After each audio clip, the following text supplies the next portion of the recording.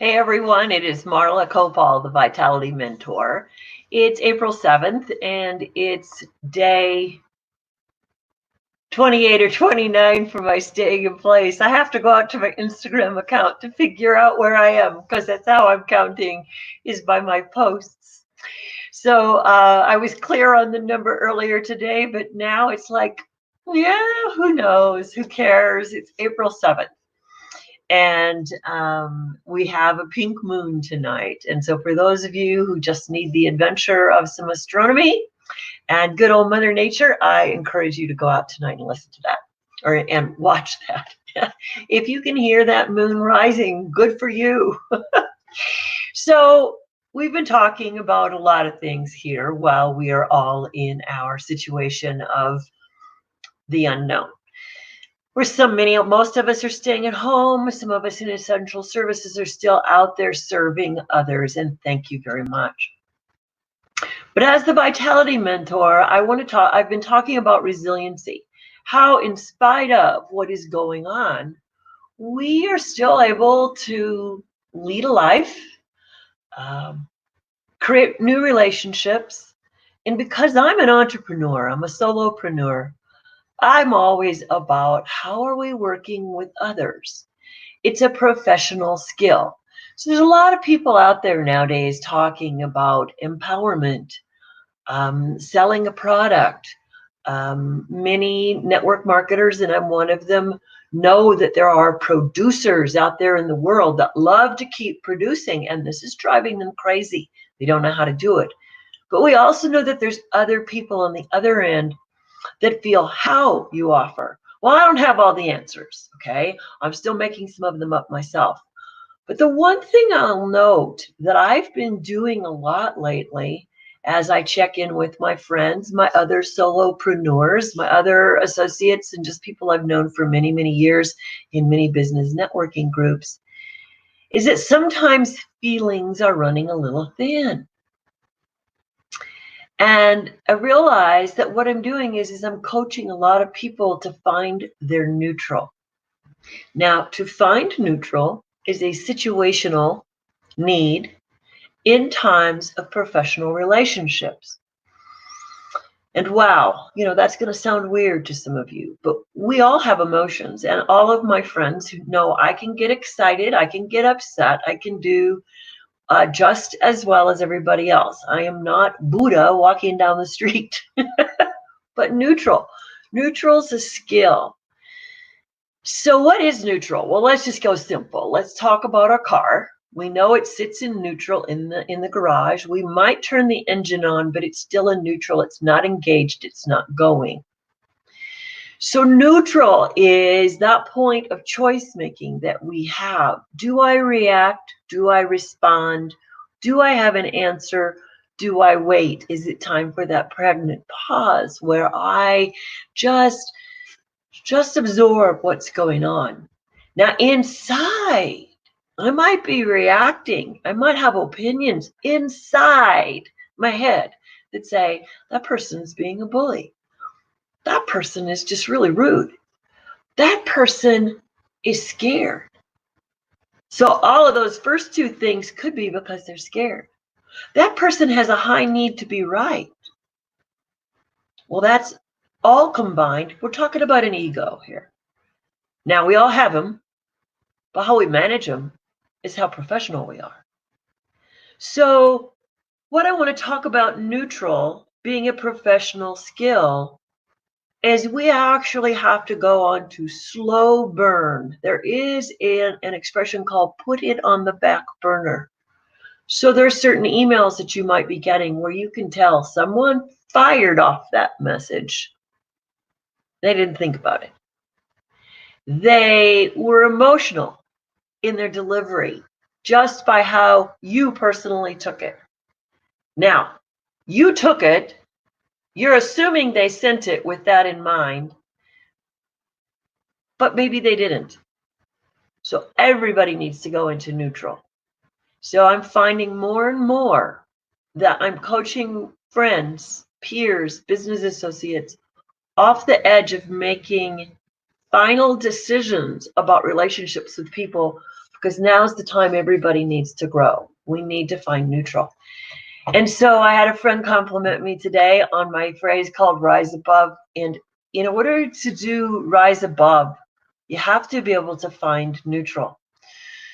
So it's rise above is not a holier than thou place, skill, attitude.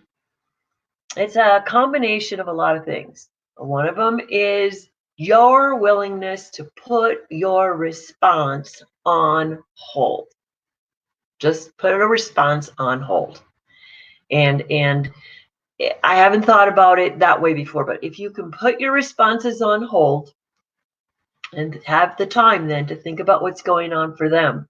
Because when things are coming through in emails, I got to tell you, we got all the time in the world to respond that. In fact, if we just get a hint that that's going to disrupt our day, then don't read that email for a few days. Just put it over as something to do in the future when you're feeling really rich in joy, rich in humility, and rich in, okay, let's take this one on. Let's see what it is. So I know that a lot of people are posting the same way on Facebook. They're assuming that somebody means something by the words they said. Well, in Facebook, we miss tone. We miss whatever, and people are used to firing off messages. My encouragement to you now for the next 30 days, because many of us are housed again in sheltering in place for another 30 days. I mean, I'll be somewhere between 56 and 60 days by the time Colorado says it's okay to go outdoors. I chose to shelter in place about a week and a half before they called it because of a lot of reasons. But anyway, that's not the point today. The point is I got myself into a position of being able to go neutral sooner than others, I think, just because I started staying in house sooner. And there's been a cycle. It took me almost 21 days to go through the whole cycle of, I'm here, what do I do? And I got out of my, oh, you must be productive mode. And then I started watching people's feathers get ruffled. And I decided how I was going to play then. I either wouldn't respond or I would respond with calm and neutral. I actually have unsnoozed or have snoozed a few people because they're not taking my coaching. And others I can see they're taking my subtle coaching. I only coach by example. So I am a situational coach. I have always been a situational coach. And now I'm finding that others are calling on me. So I'm putting together a program that I'll talk about later. But neutral helps you with those uncontrolled emotions. So step one today is when you feel the bile rising, you feel a response coming, you need to go, okay, I got this feeling. Now, how do I want to be professional with it? And I mean professional. It could be your husband. It could be your wife.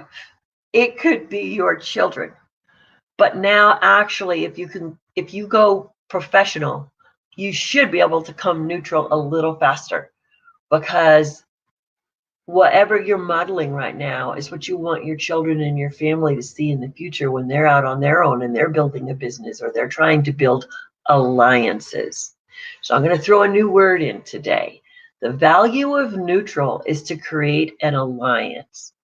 Now, an alliance means that I might do business with you, but I don't enjoy your company well enough to bring you home and meet my family or even to go out to dinner with you. Or I might socialize with you, but I need your business associations. I need what you can offer me, and I'm hoping that I can offer you. So we have a mutual benefit. So the value of neutral for a professional is to be able to stay in mutually beneficial relationships. Any company, association, anybody who uses the term "we are family" is putting out a misimpression of what's going on. Because in a family, You can hang out your emotions, hopefully safely. In a family, you can air your dirty laundry. In a family, you trust that you're going to be forgiven your behavior. In a professional environment and mutually beneficial relationship and an alliance, you need to go neutral, because you know what? They don't have to forgive your behavior. They don't have to forgive your high need to be right. They don't have to forgive your just need to be top dog. Now is the time for collaboration. So actually, collaboration is not a family skill. Collaboration is a professional skill. Collaboration requires neutral. But you know, there's another part to this collaboration. Sometimes we just need to say, okay, you are alpha, you go, we'll follow. So there's two different things going on sometimes. So to remain neutral in a situation in which you don't know if you're collaborating or you don't know if it's time to follow, that's another stress point. So I'm going to leave it here today, and I'm going to talk about building mutually beneficial relationships and the value of neutral tomorrow. So I'm going to talk about being in neutral for a few days. So just now, what I want you to do before tomorrow at 8:30 Mountain Time is I want you to look at all the things that have triggered you in the last week, and I want you to write them down, because we're going to go to work tomorrow. We're going to go to work to find your neutral and see where it's going to serve you when you come out the other side as a better leader, a better business person, because you now know what neutral is. You're no longer into overreaction. So imagine this: overreaction is you getting in that car, taking it out of neutral, and you burn rubber to get out of there. And if you don't want to be burning rubber and burning relationships up, tune in tomorrow. Let's talk about neutral. In the meantime, please subscribe to my YouTube channel. I'm trying to grow my audience. It's called The Vitality Mentor.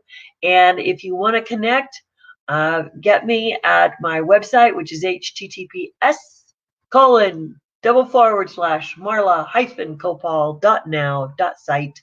And I will see you all tomorrow, 8:30 Mountain Time. And I appreciate you all. Namaste.